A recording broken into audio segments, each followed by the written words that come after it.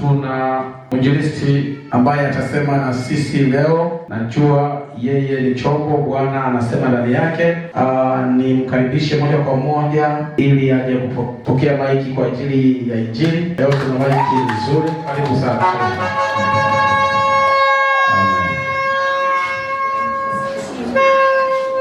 Haleluya. Bwana Yesu apewe sifa. Amen. Hakika Yesu ni mzuri. Kama una amani, punga mkono namna hii. Haleluya. Mungu wa mbinguni awabariki. Basi katika ibada ya mahubiri ambayo tumepata nafasi muda huu. Bwana Yesu asifiwe sana. Kadri Mungu atakavyotuongoza ndivyo tutakavyoenda. Basi nikualike katika wakati mzuri kabisa kusikiliza neno la Mungu. Neno la Mungu ambalo ni msingi wa maisha yetu sisi waamini au wa Kristo tunayemwamini Yesu Kristo. Asifiwe Yesu. Bwana Yesu asifiwe. Basi nitamshukuru Mungu then nitaendelea. Yesu, nakushukuru kwa neema yako na nguvu zako. Asante kwa majira haya sasa Bwana, fanya kama upendavyo. Amen.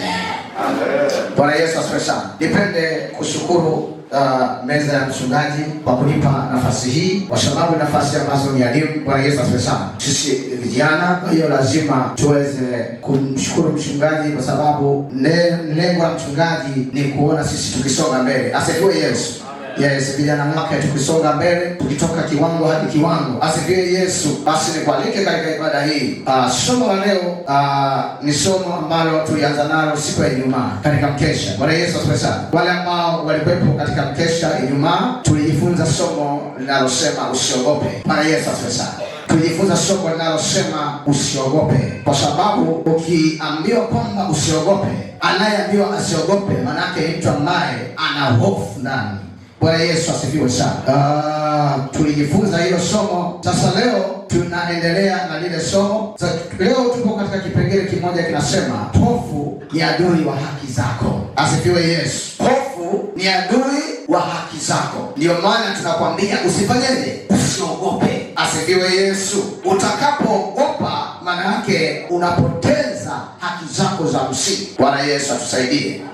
Unapozungumzia hofu, ni hali ya ndani au ndani ya akili kugubikwa na wasiwasi au mashaka. Bwana Yesu atusaidie sana. Unapoambiwa mtu ana hofu, mtu huyo manake ndani ya moyo wake au ndani ya akili yake tayari amegubikwa na mashaka pamoja na wasiwasi. Ni vigumu sana kufanya kitu kwa weledi, manake hata ukimpa kazi hawezi kufanya kwa ubora, kwa sababu mtu huyu amegubikwa na wasiwasi pamoja na mashaka. Asifiwe Yesu. Kwa hiyo leo nimekuja na hili somo ambalo ni mwendelezo, linasema hofu ni adui wa haki zako. Lazima tuikatae hofu. Haleluya. Sisi kama waamini au wana mbinguni, hatuwezi kuingia mbinguni tukiwa ni wenye mashaka pamoja na wasiwasi. Haleluya. Waenda mbinguni ni majasiri kama simba. Haleluya. Lakini waoga wametaja kwamba sehemu yao ni ziwa la moto. Asifiwe Yesu. Yesu atusaidie. Manake utakapoogopa ni vigumu sana kusonga mbele. Karibu sana katika somo hili ili uweze kupata kitu ambacho kitakusaidia. Asifiwe Yesu. Lakini unapozungumzia hofu unayozungumzia hapa, ni hofu inayozungumzia hapa ni hofu ya kimwili, sio hofu ya kimungu. Bwana Yesu atusaidie. Hii hofu ambayo naizungumzia sio hofu ya kimungu, kwa sababu unaposikia kwamba hakika huyu ndugu ana hofu ya Mungu, ni mtu ambaye ni mnyenyekevu na mtiifu mbele za Mungu, huyo mtu ana hofu ya Mungu. Lakini ninachokizungumzia, hofu ninayozungumzia ni hali ya kugubikwa na wasiwasi na mashaka ndani ya moyo au katika akili zako, ndicho ninachokizungumza. Kwa hiyo hakika Mungu wetu ni mwema. Twende tuangalie Timotheo wa pili 1:7 ili sasa tuanzie hapo. Haleluya. Timotheo wa pili sura yake ile ya kwanza na mstari wa 7. Timotheo wa pili sura ya kwanza na mstari wa 7. Yes. Biblia inasema, maana Mungu hakutupa roho ya woga, bali ya nguvu na ya upendo na ya moyo wa kiasi. Amen. Haleluya. Biblia inasema katika Timotheo wa pili sura ile ya kwanza mstari wa 7, maana Mungu hakutupa roho ya woga. Maana Mungu hakutupa roho ya woga. Waliookoka hawakupewa roho ya woga ndani yao, bali anasema bali ya nguvu na ya upendo na ya moyo wa kiasi. Bali tulipewa roho ya nguvu ndani yetu, tulipewa roho ya nguvu isiyo na mashaka.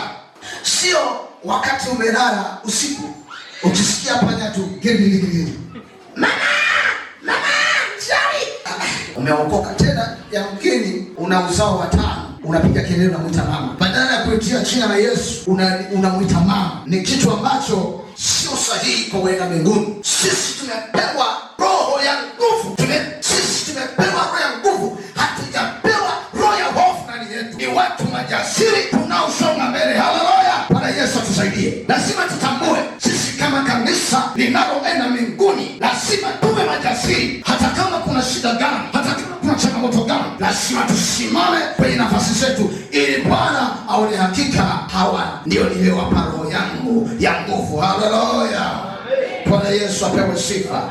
Hofu ni mbaya, hofu ni mbaya katika maisha ya wanadamu. Hofu inaweza ikakufanya ukashindwa hata kuanzisha biashara. Kuna watu unakuta wana mitaji mikubwa katika maisha yao, lakini hawajui mitaji waifanyie nini. Kwa sababu gani? Anawaza hii fedha nikiweka kwenye biashara, sasa amesema kwa mfano nimeleta nyanya, sasa nikafika pale njiani na pikipiki nikamweleka, yani maneno yote yakapasuka. Sasa yatakapopasuka, manake ni fedha yangu, ile fedha tayari imekufa. Umeona sasa, umeona? Yani akilini anawaza tayari amekuwa ni mtu wa hofu, manake hawezi kufanya biashara. Amefananishwa na yule bwana aliyepewa talanta akaishika chini, manake hakuzalisha. Yule bwana alipokuja akampora, akawapa mao walikuwa wanazalisha. Lazima tuweze kuwa na roho ya ujasiri ndani yetu, ili kwamba tutembee katika njia za Bwana, kwa sababu Mungu mwenyewe amesema aliweka ndani yetu roho ya nguvu, sio roho dhaifu, bali tulipewa roho ya nguvu ndani yetu. Tufanye biashara, tuweze kusoma vizuri, tuweze kulima mashamba makubwa, hata kama ni eka ngapi, tulime. Haleluya, Bwana Yesu asifiwe sana. Kwa nini wa ulimwengu wanathubutu halafu wao usithubutu? Wa ulimwengu wengi wanapoanza biashara huwa wanaenda Kiwanda, wanaenda mpaka wapi hapa Sumbawanga.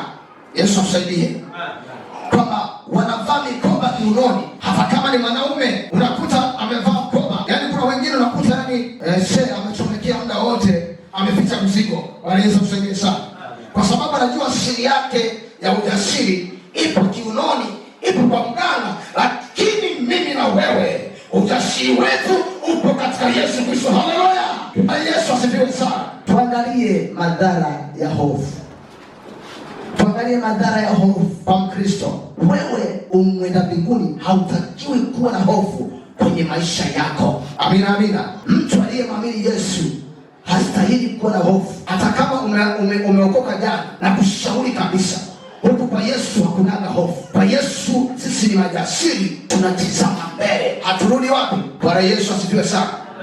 Haturudi nyuma, twende pamoja. Twende sasa, twende tuangalie madhara ya hofu, au kazi ya hofu ndani ya mwamini. Kazi ya hofu, hofu ya kidunia au hofu ya mashaka. Na tuangalie namba 1, madhara ya hofu. Namba 1, hofu huwakosesha au kuwanyima watu haki zao. Bwana Yesu asifiwe sana. Hofu huwakosesha au kuwanyima watu haki zao. Twende tuangalie kitabu cha Hesabu sura 13 mstari wa 30 hadi 33. Kitabu cha Hesabu sura ile ya 13 mstari wa 30 hadi 33. Kalebu akawatuliza watu mbele ya Musa akasema, na tupande mara tukaitana.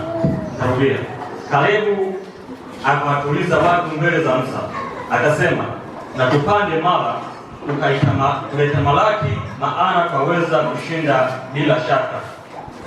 Bali wale watu waliopanda pamoja naye wakasema, hatuwezi kupanda kupigana na watu hawa, kwa maana wana nguvu kuliko sisi.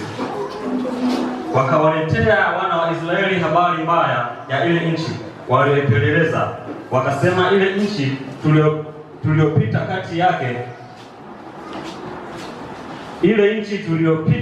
kati yake, yes, ili kuipeleleza ni nchi inayowala watu wanaoikaa, na watu wote tuliowaona ndani yake ni watu walevu mno. 33. Kisha huko tuliwaona Wanefili wana wa Anaki waliotoka kwa hao Wanefili, tukajiona nafsi zetu kuwa kama mapanzi, nao ndivyo walivyokuwa sisi. Haleluya. Bwana Yesu asifiwe.